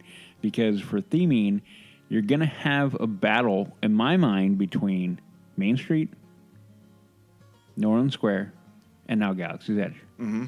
For theming, everyone has their little niche, their little nuance that makes it really good. But if you had to pick an overall, I'm leaning here. You walk in because of the feels, the sentimental feels. Yeah, you definitely have that. You do. And then you walk in, you're like, I'm there. I mean, again, the beauty of the park is how you're transported wherever they want you to go. But when you're there and you're taking an area that actually exists, New Orleans is a real place. Mm-hmm. It isn't a make-believe area or place or city. And then you go like, I'm here. How cool is that? And then you have that basically bookended by Pirates, and then Mansion. Yeah. And when you look at it that way, too, you think about Pirates of the Caribbean, okay? And we've talked about it before. You have pirates where you are lulled off to Dream World, okay? You're lulled off into this land of fantasy of pirates and swashbuckling and, you know, plundering and looting and all the adventure that could be. You know, like we made the comment, as you meander down the river at the beginning, very quiet, very peaceful. You're kind of like the slow banjo being played, bum bum bum bum bum, Yep. bum bum bum, and then you have that kind of little beckoning of the pirate, the Jolly Roger, beckoning you, and you get darker and darker, and you fall into a dream state, and then you're dropped into a dream. Then you come out of it. You have that, right? And then you have that whole attraction, which till this day, one of the best, hands down, no matter what. Then you go over to the other bookend. Right. And you have Haunted Mansion. Yep. There is a whole other level of dreamscape Yeah. that you go into. Yeah. And then when you flip it, you know, even when you go holiday or normal, you're still there. So I find it very interesting how they bookend a actual locale, New Orleans, and you bookend it with two dream type attractions. Yeah. It you know, it's one of those things that if you don't think about it, you're gonna go like whoop, and you won't even. It'll go right by your mind. I never think about it. Yeah, but that right there is, I think, I don't know if that was intentional, but I've thought about that. How like dream, real, right in between. So I don't know, they want you to dream to come in, then you come into reality, and then you go in there and walk around, and then you get good food. I mean, I get my mint julep, you can get your beignets, and I'm a happy camper. Sure. You know, you can jump on the train, go wherever, and then you go over to the mansion, and then you go into that whole adventure, and it's, again, so cool how that is done in a very unique way. And I don't know, I love it, and people need to take time. I mean, we say it all the time, like 1 day, 2 day, 3 days at the park isn't enough when you know, when you really want to look at what is going on and be able to deep dive into why is that attraction here? Why is this here? What does that mean? How's that themed? How's that done? How's that painted? Why is that tree here? Why? I mean, you could go on and on and on about picking it apart. And every day you could find something new. I mean, here we are. We've been going to the park since we're kids, and we still are finding things like, hey, how about that? Oh, I hadn't thought about that way. Right, yeah. And, you know, it has maturity and the park changes and whatnot, you know, obviously. But how cool is that when you can take an attraction in a land that's been there now for, what, 50 years, right? 55? 50. Which one? The land? Yeah, the land has been there 1965, right? Is that 66? Okay, so, yeah. So we've been there now 50... I'm not going to do the math. I don't even want to do the math. I've got it. Oh, I've got it in my head. 54 years. Yeah. So you think about that, and yet here we are, and you're still thinking about things like that. Oh, yeah. Yeah. I mean, I think it's amazing and a tribute to the park. And every time we talk about it, and we go back into kind of a little bit of a deep dive into every land, like that appreciation for me gets rekindled and kind of goes like, holy crap, how amazing is that? And then people think about that. And they worry about the paint or the texture or how the building is located and rotated and, you know, the brick on the floor and that tree over here or that bench over there or that door over there. And you go on and on and on and you think about all that. And then to have it translate into a real world thing and then recognizing what that does to a person or for a person is amazing to me. And again, one of the many reasons why this park is head and shoulders above all others. The Heritage Park, for being small and older and everything, a lot of people want to knock it for. No. You're going to tell me, point me to a better one. Point me to a better park. I haven't been to the other properties. No. And I don't even need to. I want to see. I mean, one. I want to. Yeah. Don't get me wrong. I want to, and I'll enjoy it. But you look at the Heritage Park, and you go like, nah, still the best. Still the best. Yep. Yep. Absolutely. Yep. Yeah, and it's like one of those things where they always compare Walt Disney World to Disneyland, and you can compare it, but it's it's like comparing two brothers. They're in the same family, just one's different. Yeah, like me and my brother. Yeah, I mean, it's the same family, and you can appreciate aspects of both. But you know that New Orleans Square might be the trump card in all this because you don't get that. You don't get that anywhere else. No. Disneyland Paris or no, Tokyo Disney has something like that that's similar to it. Tokyo Disneyland has a New Orleans type theme that's within Adventureland. I'm just reading that right now. But no other place has anything like this. Again, both of those attractions are essential. Parts of the Caribbean, we doing Rise of the Resistance. Yeah, we talked about that being like the absolute best, most advanced thing I've ever been on in my life. But it doesn't.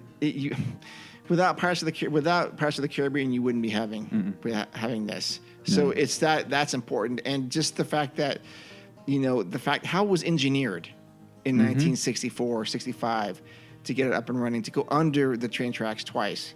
And in the limited space, and to see that these are actual brick and mortar buildings that were being like, what, how, what, these engineering things. And Disney does that kind of stuff. And to me, that it just does not get any better than Pirates of the Caribbean for many, many reasons. I mean, we all have memories of that attraction with people that we love on that, and Yeah, I mean, again, you go. I mean, even from the beginning, right? You think about, you come out and you're looking up at sky. Yeah. And you're like, okay, and you have a shooting star that goes across. A lot of people don't even know it's there. Like, look for it, you'll see it. And then you have the animatronics, and you're going through, and then you have that drop off, and you go in. And right away, you have the music, and you have the voice, and you have all the wind blowing through. The wind, and you have all that. You have the skeleton captain at the helm with the wind blowing. You have all the gold. You have the treasure. And I mean, you have so many things. And then, I mean, you think about the final scene, and you think about when that was done, and how you can look at it and go like, yeah, this still plays. Oh, yep. Like, here we are all this time knowing that, down the way a bit, you have the most technologically advanced attraction on the planet. And here you are on this one going, man, old school, whatever, however you want to put it, but man, it still plays. It totally does. Yeah, and to look at that, how can you not look at that and go, man, Walt was such a visionary. Yeah, so ahead of his time. Lost him way too soon. I you have those moments where you go, man, what would he have done if he was still alive for another even 10 years? Oh, right, yeah. What would we have gotten? Who knows what we could have gotten out of it? I mean, the more you dig into Walt, the more you see his ideas. I mean, House of the Weird. You think of all these kind of things, and you're like, man, the guy was always on. And when you have an individual like that, the creativeness of that person comes out in so many ways, in ways that you don't think about, because we're not like that. I'm not uber creative like that. I have my moments of creativity, but I am not that. I'm a builder. I'm like, give me a plan. Yeah. Give me my tools. I'll get to work. But I can look at things and go, okay, I can see how that will come together. But for me to go like, okay, I see this I want to do, and let me try to figure it out. It's amazing to me. And then on top of it, being ahead of the curve on it. So you're thinking about things that people are like, wait, what? How are we going to do that? Here, let me show you. You know? Yeah. So to me, again, I've said it before, people who look up to actors or NFL players or whatever, I'm like, I get it, but no, these people, at the end of the day, the ultra rare one really won't make a big difference in your life. But when you have people like Walt Disney, think about what kind of effect that has had on many, people. For sure. So these are the people you look forward to or look up to. Yep, choose your heroes wisely. Yeah. They can set you on a path of either good or bad. Yep. And when you look at what Walt did for the world, there's far worse people to look up to. For sure. Yep. Yeah.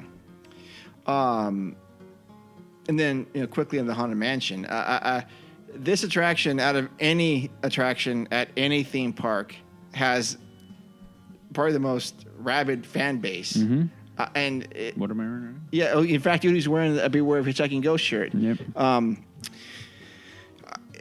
Those guys are devout to this thing, and it's again another testament to the design and the doors it opens for everything else within the park. This thing's a home run all year round, day or night. Better at night again. Better at night, because I was talking.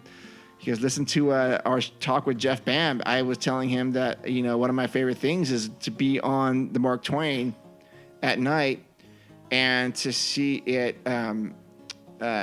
lit up up over New Orleans Square, thinking, okay, here's this purple mansion way out there, and it beckons me, and yeah. So it's one of those things. And again, I'm not a collector of anything Haunted Mansion, but I can appreciate the people that love it and to the lengths they go to get whatever merchandise they can. Yeah, the pins, the whatever.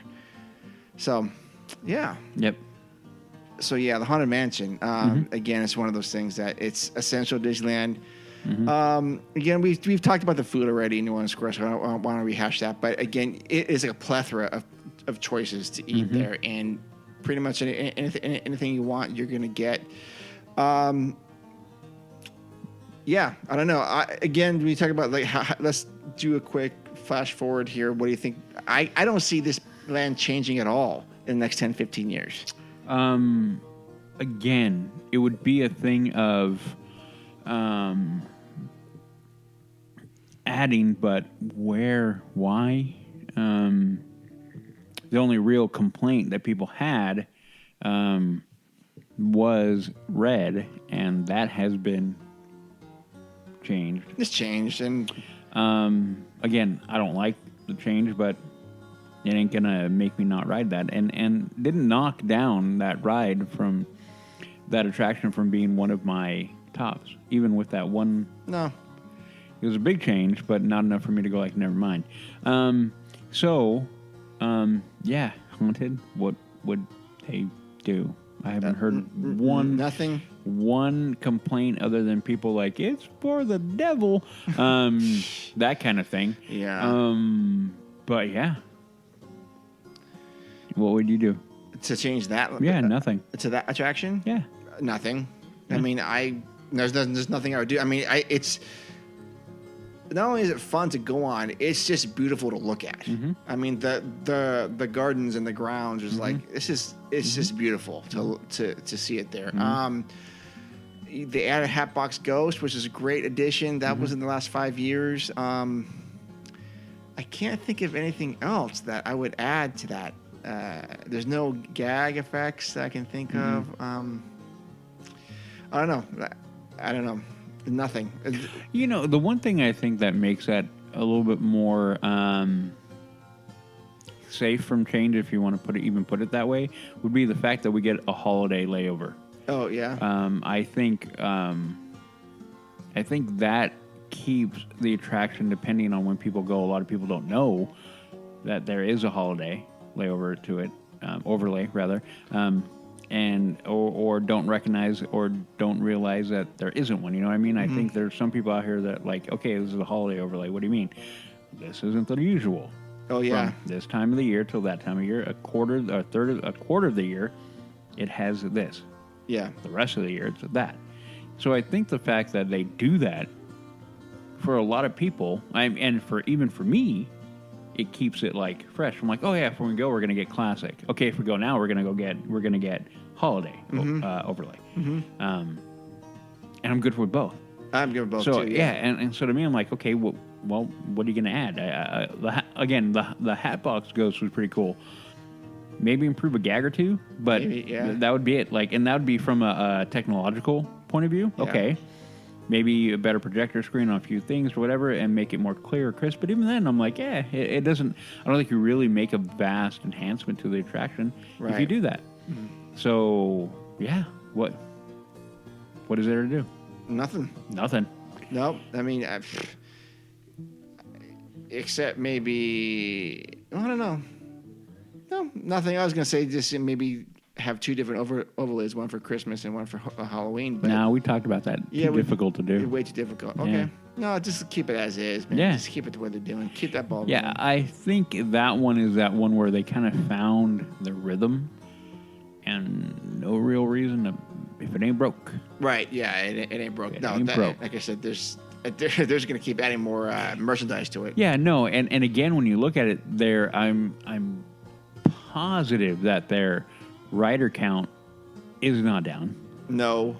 When you look at it, I mean that would be the big indicator. Like, okay, our ride count is down, and if it is a significant amount for a significant amount of time, then you go, okay, well, people aren't coming onto the attraction. Why?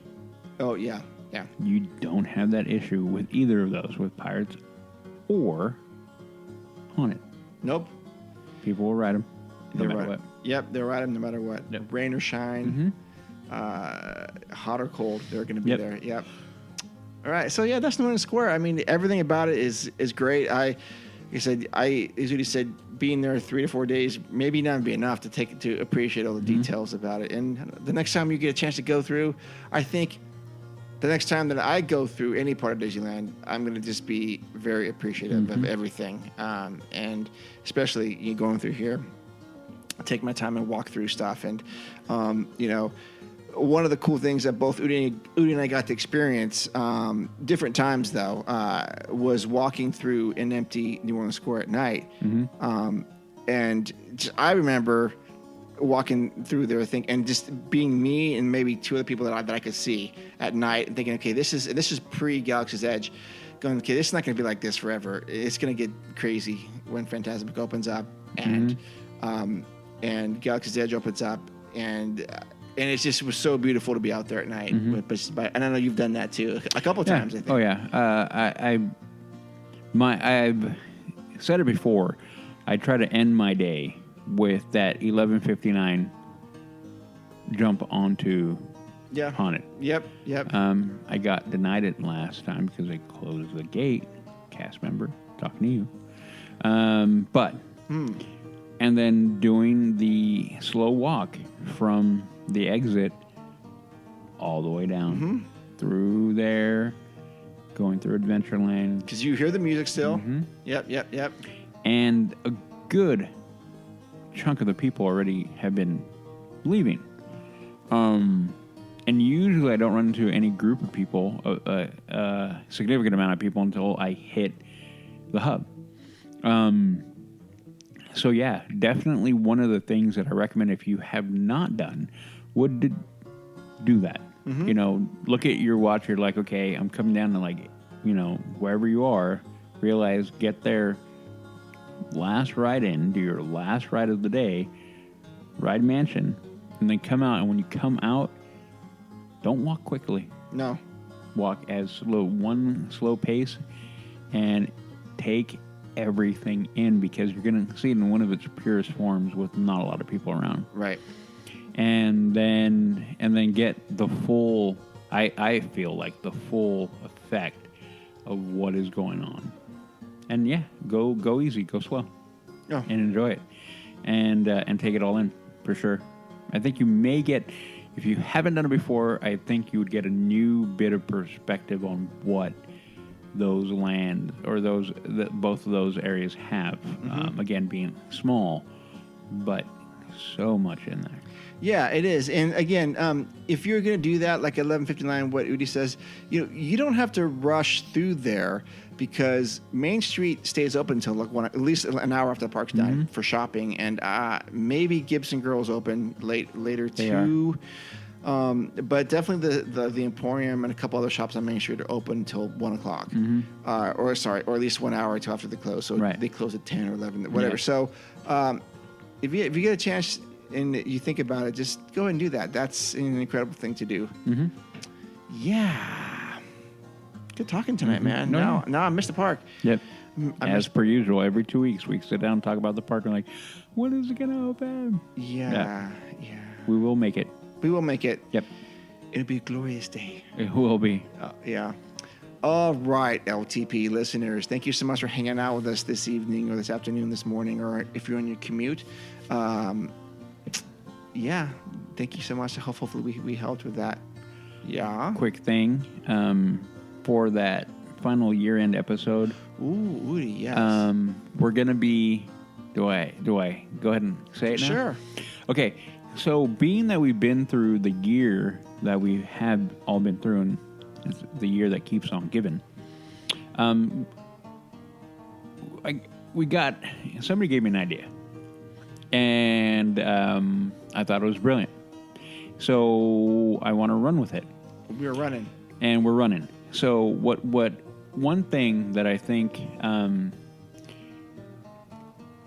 would be unique, or one of the unique aspects of the park would be how we talk about it, how those of us who grew up going to the park, we have a connection with it from childhood. And we looked at the park in a certain way as a kid, and as we've grown, that has morphed and changed, and we look at it through a different set of eyes now. Why don't we, and this is where my call out for anybody who's going to hear this is, we want to hear from the kids. We want to hear from, the kids who love going to the park. We want to hear what it is about the park that they love and why they love it. Because to me, one of the things that the park definitely does is brings us back to a age of innocence. And with what we've had, a lot of ugly world right now, we need to reconnect with that. I think we need to reconnect with the purity of the park, with the purity of the love of the park, and the purity of what it is to be a kid. A kid doesn't look at the world and go, we're having all these problems. Most kids look at it and go like, their problem is they didn't get their Oreo. And rightly so. Yeah. I want that toy. How am I going to get that? Or I want to go to Disneyland because I love it. Okay, why do you love it? So for anybody out there that has kids, we've asked this before of our LTP family. Send in audio. Yes. So we're asking that again because you guys are freaking fantastic with it. You guys are absolutely amazing with it, and we love it. But if we can get that from your kids' eyes, and definitely put in your 2 cents too, because I wouldn't mind that having that, because I know Mark, you've had your perspective of taking your daughters when they were younger and having them grow in the park, and then how you have seen that evolve. So that would be kind of cool too, because I think, again, going back to the reason why we go to the park, one of the many reasons why we go to the park, is that the innocence of what it is to be in that park and just having that sense of wonderment and adventure. And we need that. We do. I think we need that. We need that right now for everybody to remember and put aside all the bickering and all the bad that we've been going through, and reconnect to that at that childlike level. So that is our request. I know Mark will be posting that again on our socials. But yeah, if you can, we would love it if you guys can do that. That way we can kind of, at some level, reconnect with the purity of the park. Okay. Okay. We'll put that out there. Yeah. Thank you. Please and thank you. Please and thank you. Yep. Yes. Okay, so we'll get that going. All right. And if you'd like to contribute to the show, again, go to leavingtodaypodcast.com, go to the Patreon link, and follow the path of what you want to do. Also, you can follow it on our link tree on Instagram. That Patreon is there. Leave us a review if you'd be so kind as doing that. Udi, where can people find out more information about you? You can find me on all of my socials, Twitter, Instagram, and Snapchat. The main vehicle will be the Instagram. I do get into discussions on that. Yeah, you do. I do. And then you can also find me on my other podcast, The Mando Show. Oh, the Mandalorian. Oh, The Mandalorian. Oh, my gosh. That one, and I'll say it again, we're not like other shows for a couple of reasons. One, we're not a Star Wars show that has a spin-off version with The Mandalorian. We are a Mandalorian show. Our main emphasis is The Mandalorian. And then we go off on how that ties in with the rest of the Star Wars universe. A lot of people do it in reverse. They go, Star Wars universe, here's how The Mandalorian ties in. I'm like, no, here's a Mandalorian universe. This is how Star Wars ties into this. That is a little bit of a twist on it from a certain point of view. And the other thing is we have a Mandalorian. So, yeah. Hey, we're 25% pure Mandalorian. There you go. Yeah. There you go. Yep. All right. So it's a Mando show. The Mando show. Yeah. Yeah. It's a good show. Yeah, thank you. To send an email to us, send it to info@leavingtodaypodcast.com. Follow us on Instagram at leavingtodaypodcast.com. Or it's Leave Today Podcast. Facebook is the same. Twitter is the same. 123 is coming up next. That's going to be the one where we have listeners hopefully send in audio of their kids talking about the park and what it means to them. Yep. And so we'll get that going. And again, we should have our third wheel back. Yeah, she should be back. Yeah, Extended. Never the third wheel, but always. Yeah. Thank you so much for making it through this far with us. Again, we want to always present a show for you every 2 weeks to help give you guys something to look forward to, to help break up your day. Yep. And hopefully we brought some entertainment to you and some laughter, some frustration. Hopefully you've shared some memories or able to think about stuff as we're talking about stuff. And if any of that's speaking to you, let us know. Yeah. We can keep doing it. All right, listeners, we love you. And adventure is out there. We will see you in the parks. See you. Ladies and gentlemen, boys and girls, Disneyland is now in its normal operating day. We hope you enjoy your visit to the Magic Kingdom and that the memories you've made will bring you back again soon.